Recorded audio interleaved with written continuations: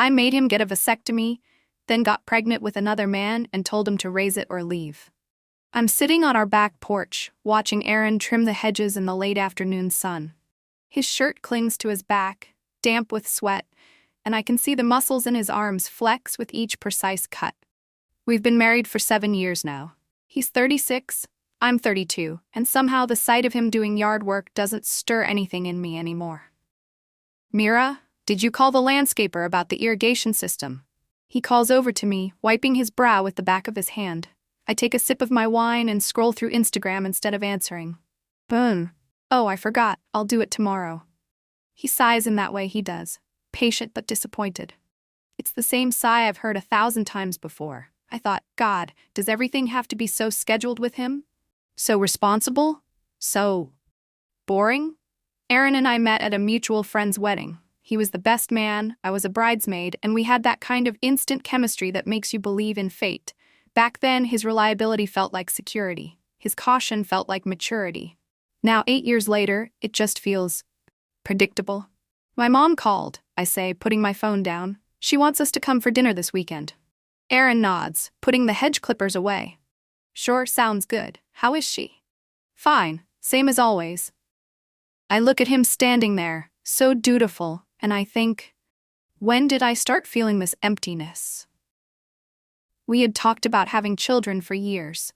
I always found reasons to postpone. My career as a marketing executive was taking off, we hadn't traveled enough, the timing wasn't right.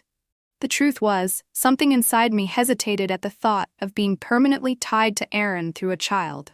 I'm going to take a shower, he says, heading toward the sliding glass door. I don't respond, just watch him walk away, wondering why I feel nothing. 3 weeks later, I'm standing in Dr. Friedman's office as he explains the vasectomy procedure to us. Aaron sits in the chair beside me, nodding thoughtfully, asking all the right questions about recovery time and effectiveness rates. So you're saying it's reversible, but the success rate drops the longer you wait? Aaron asks, leaning forward. I'm barely listening. I'm thinking, this solves my problem. No kids with Aaron means I still have options. It sounds horrible even in my own head, but it's the truth. Yes, while technically reversible, you should consider this a permanent decision, Dr. Friedman says, looking between us. Are you both certain this is what you want? We've discussed it thoroughly, I say, smiling reassuringly at Aaron. We both agree our lifestyle just isn't compatible with children. Aaron's eyes flicker toward me, and for a moment, I see something there. Hesitation, maybe. But he nods and says, yes, we're sure. The drive home is quiet. Aaron stares at the road ahead while I look out the passenger window. Are you really okay with this? He finally asks, breaking the silence. I reach over and place my hand on his thigh. Of course. We've always said we valued our freedom, right? This way we don't have to worry anymore. He nods, but his hands grip the steering wheel a little tighter. I just want to make sure you won't regret it someday. I think I won't regret it because it's not actually closing any doors for me. Only for us. Instead, I say, I'm positive, Aaron, I promise. That night, as he sleeps beside me, I stare at the ceiling fans slowly rotating above our bed and feel a strange mix of relief and guilt. 6 months later, I'm standing in the corner of Julian's luxurious downtown loft at his annual summer bash. The floor-to-ceiling windows showcase the city skyline, now glittering with evening lights. Aaron is across the room, deep in conversation with some colleagues from his architectural firm. I'm 3 glasses of champagne in when Julian sidles up beside me. We work together at the marketing agency. He's the creative director, all charisma and spontaneity, everything Aaron isn't. You look like you could use some air, Julian says, nodding toward the balcony. Outside, the summer night is warm and heavy with the promise of rain. Julian leans against the railing, his dark eyes reflecting the city lights. How's domestic bliss? He asks with a smirk. I laugh, the sound sharper than I intended. Domestic, yes. Bliss, that's debatable. Trouble in paradise? I sip my champagne, feeling reckless. Have you ever looked at your life and wondered how you ended up there? Like you just followed a script without questioning it? Julian turns to face me fully. Every day before I quit my corporate job to do what I actually wanted. Aaron got a vasectomy, I say suddenly, not sure why I'm sharing this. I pushed for it, said I didn't want kids. Julian raises an eyebrow. And do you want kids? I stare out at the city. I don't know, maybe. Just not with him. The words hang between us, shocking in their honesty. I turn to look back through the glass doors and see Aaron watching us, his expression unreadable. I wave, and he nods before turning back to his conversation. You know what your problem is, Mira? Julian says, moving closer. You're too afraid to admit what you really want. I think, what if what I want is you? The thought comes unbidden, surprising me with its clarity. Inside, someone turns the music up. People are dancing now, inhibitions loosened by alcohol and the intimacy of night. Come on, Julian says, taking my empty glass. Let's dance. I follow him inside, and as we move to the music, I feel alive in a way I haven't in years. Aaron watches from across the room, nursing the same beer he's had all night. Later, much later, when the party has thinned and Aaron has gone to bring the car around, Julian presses his business card into my palm. My personal number is on the back, he murmurs close to my ear, in case you ever figure out what you want. I slip the card into my purse just as Aaron returns. He's quiet on the drive home, the silence heavy between us.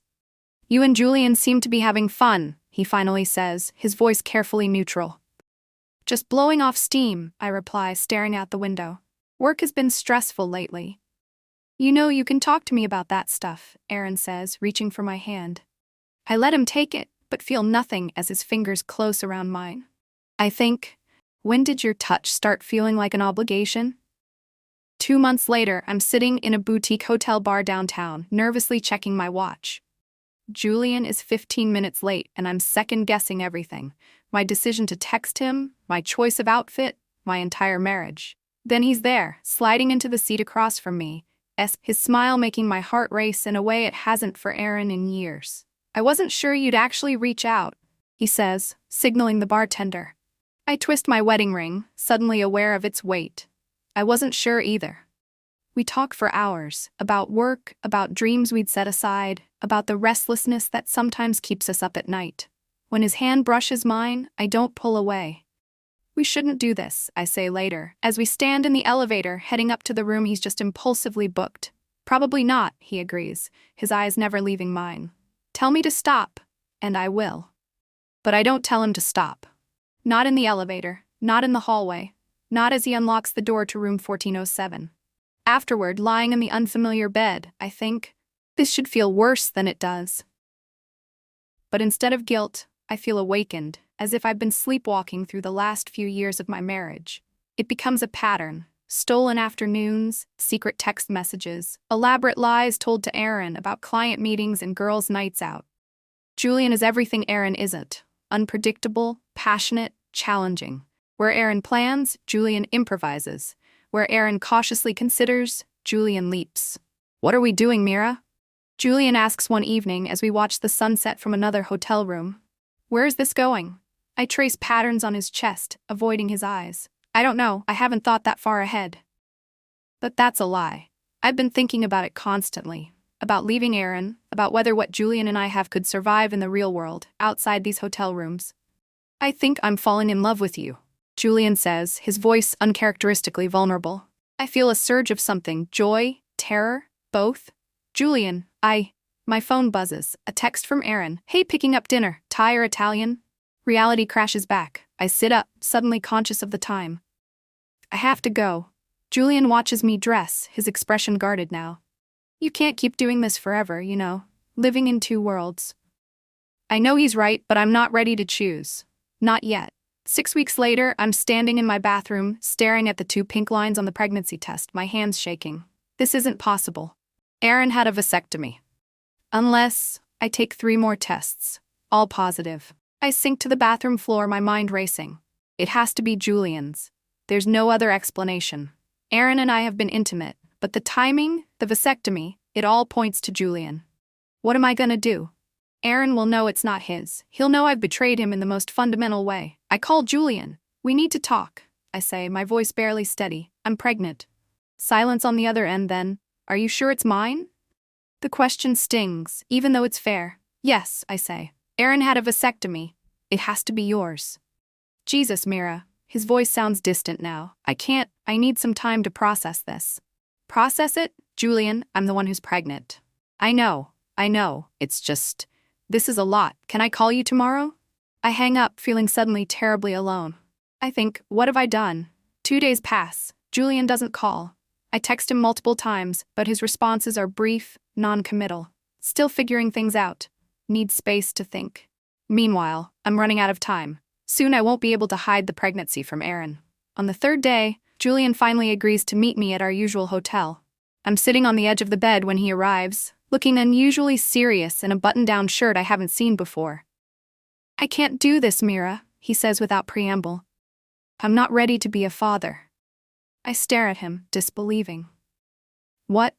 He runs a hand through his hair, pacing the small room. I've been thinking about it nonstop. I'm not in a place in my life where I can take on this responsibility. My career is just taking off. I travel constantly. I barely have time to water my plants. I'm not asking you to be father of the year, I say, anger rising. But this is your child too. I know, and I'll support you financially, whatever you decide. But I can't offer more than that. He won't meet my eyes. I'm sorry. I thought I knew Julian, thought what we had was special.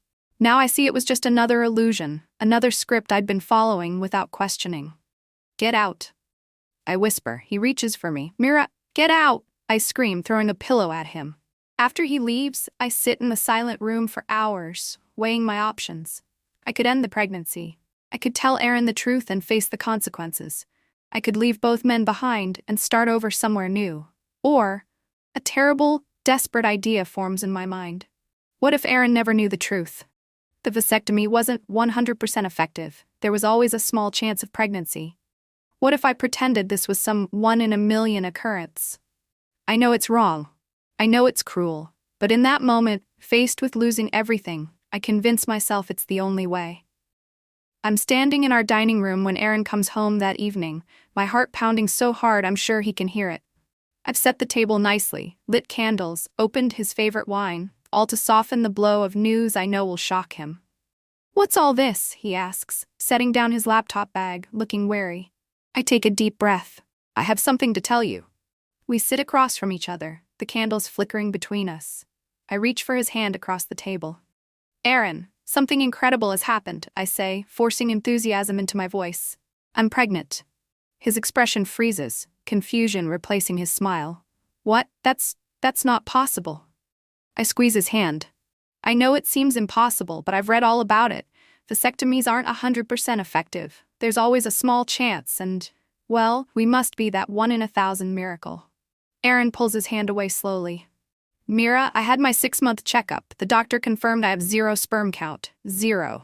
I feel the blood drain from my face. I hadn't known about the checkup. My carefully constructed lie crumbles before it's fully formed. I don't understand, I stammer, playing for time.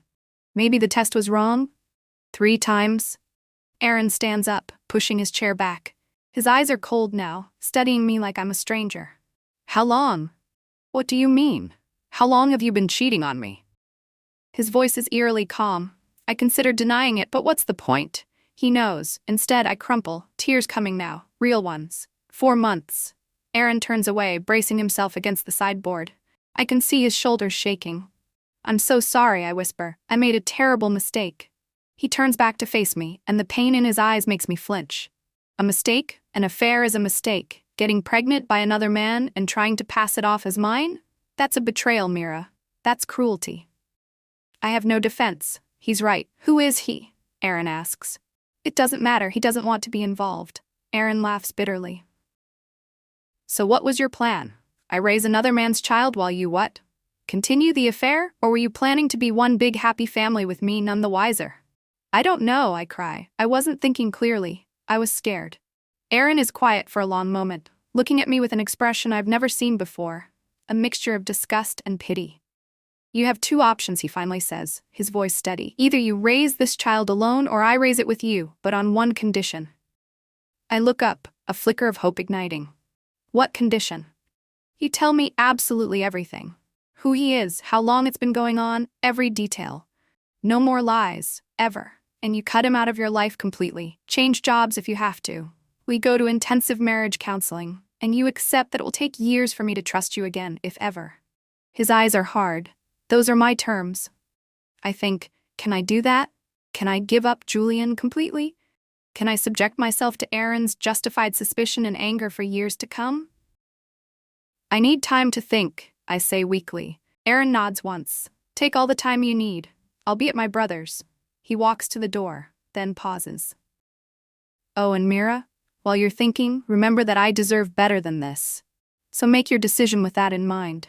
The front door closes behind him with a quiet click. 3 days later, I'm sitting on a bench at Riverside Park, watching families play frisbee and walk their dogs in the late afternoon sun. I've called Julian 17 times. He hasn't answered once. My phone buzzes with a text, not from Julian or Aaron, but from Teresa, Aaron's sister-in-law. Aaron told us everything. I hope it was worth it.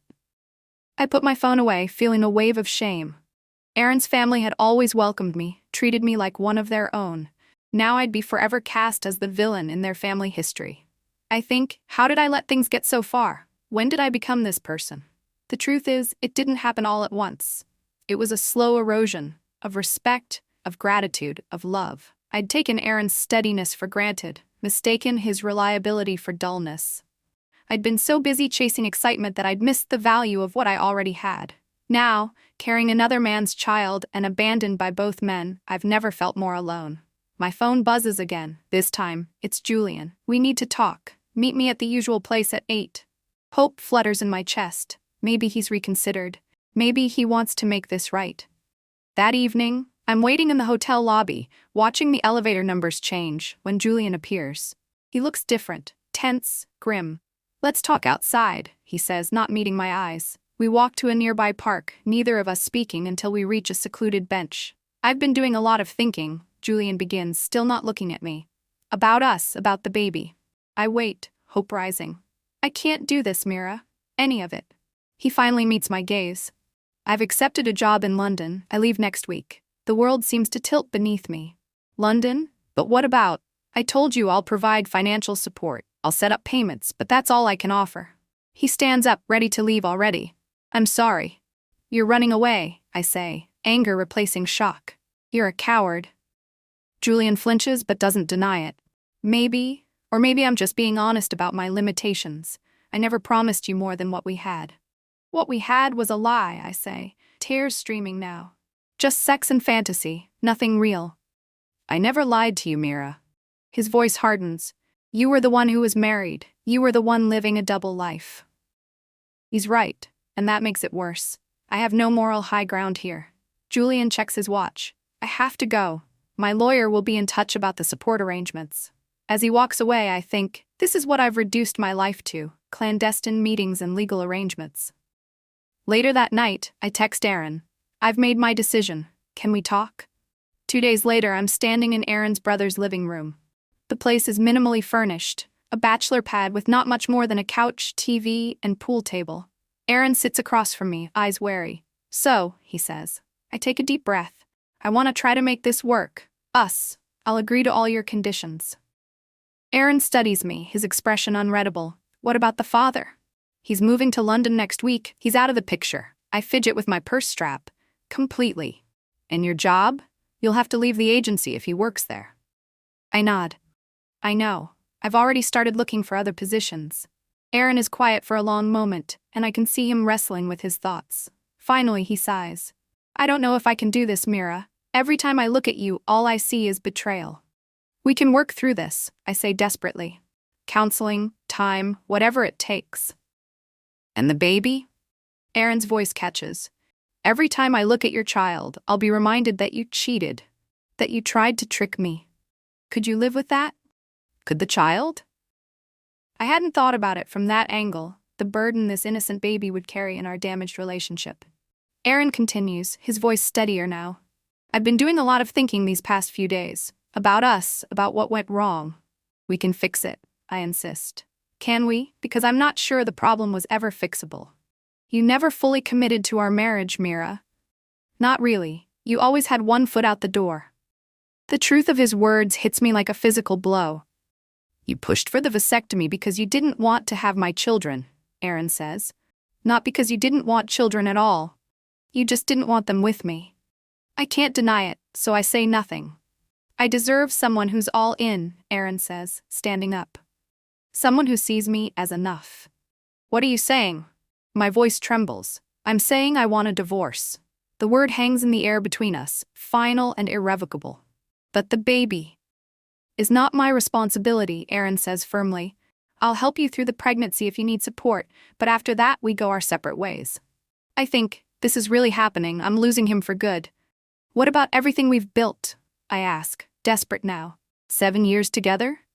Aaron's face softens slightly. That's the thing, Mira. When I look back, I'm not sure we built something solid. It was more like a house of cards, impressive from the outside but fragile and hollow within. He walks to the door, holding it open for me. The conversation is over. I hope you find what you're looking for, he says as I pass him. I really do. As I walk to my car, I realize that's the cruelest part of all, his genuine wish for my happiness, even now.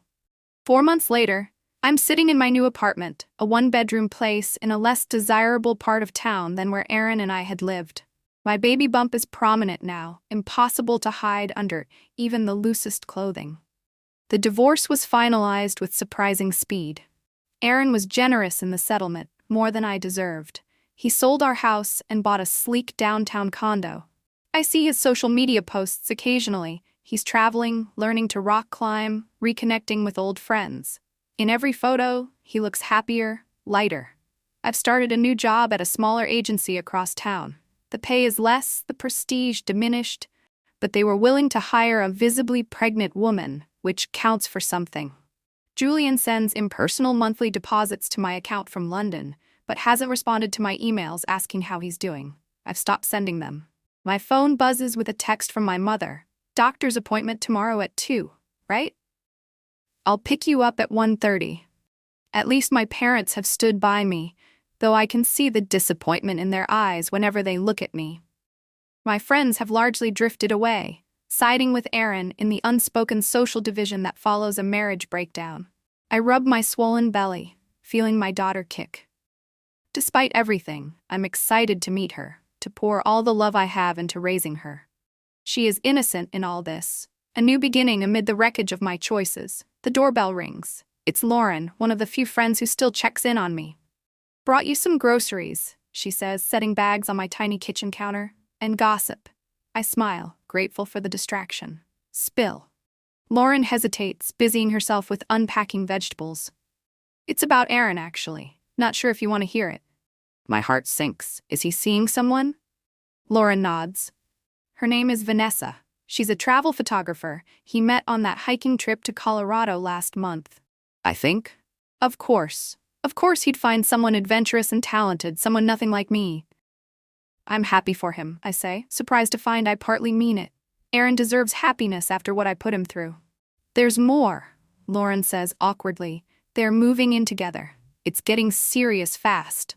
The news hits harder than I expected. Not because I thought Aaron would come back. That door was firmly closed, but because it underscores how completely he's moved on while I'm still struggling to piece together a new life. After Lauren leaves, I sit on my balcony, watching the sunset over the neighboring apartment buildings. It's not the spectacular view we had from our house, but it's mine. I think about all the choices that led me here. The restlessness I never addressed, the appreciation I never expressed, the commitment I never fully made. How differently things might have turned out if I'd recognized the value of what I had before I threw it away. My daughter kicks again, stronger this time, as if reminding me she's there. Whatever mistakes I've made, I vow not to repeat them with her. I will teach her gratitude, respect, and the courage to be honest, with others and with herself. The sky darkens, stars appearing one by one. In this moment of quiet reflection, I finally face the uncomfortable truth. Aaron was right. I never fully committed to our marriage. I was always looking for someone else, convinced the grass was greener elsewhere. Now I know better. The grass is greener where you water it. 8 months later, I'm pushing my daughter Lily's stroller through Westside Market, carefully selecting apples from a display while she gurgles happily at the colorful surroundings. At 4 months old, she's the center of my world. A demanding, exhausting, utterly wonderful center. Mira? I freeze at the sound of Aaron's voice. Slowly, I turn to face him. He looks good. Better than good. He's tanned, his shoulders broader than I remember, his smile more relaxed. Beside him stands a woman I instantly recognize as Vanessa from social media. Tall, athletic, with an easy confidence. "Aaron," I manage, suddenly aware of my unwashed hair and the spit-up stain on my shoulder. "Hi." His eyes drift to Lily, who's chewing on her stuffed rabbit, oblivious to the tension. "This is Vanessa," Aaron says, his hand finding hers. "Vanessa, this is Mira." "Nice to meet you," she says with genuine warmth that makes me feel even worse. "Your daughter is beautiful," Aaron says, his voice gentle. "Thank you," I whisper, emotion threatening to overwhelm me. "Her name is Lily." An awkward silence falls. Vanessa, sensing the weight of the moment, squeezes Aaron's hand. "I'll grab the cheese we need," she says tactfully. "Take your time." After she walks away, Aaron kneels to Lily's level, smiling at her. She rewards him with a toothless grin. "How are you doing?" he asks, standing up again, eyes on me now. "Managing," I say honestly. "Single motherhood is harder than I expected, but also more rewarding." Aaron nods. "And the father?" "Still in London. He sends money but nothing else." I shrug, trying to seem more nonchalant than I feel. "It's better this way, actually, cleaner." "And work?" "It's going well. The new agency is smaller but more family-friendly. They let me bring Lily in sometimes." Another silence, less awkward this time. "You look happy," I finally say. Aaron smiles, and it reaches his eyes in a way his smiles rarely did in our final years together. "I am. Vanessa and I are actually headed to New Zealand next month for a 3-week photography assignment." "That sounds amazing." And it does. The very type of spontaneous adventure I'd always claimed to want but never pursued with Aaron. "It's funny," he says, looking contemplative. "After we split, I realized I'd been holding myself back in a lot of ways.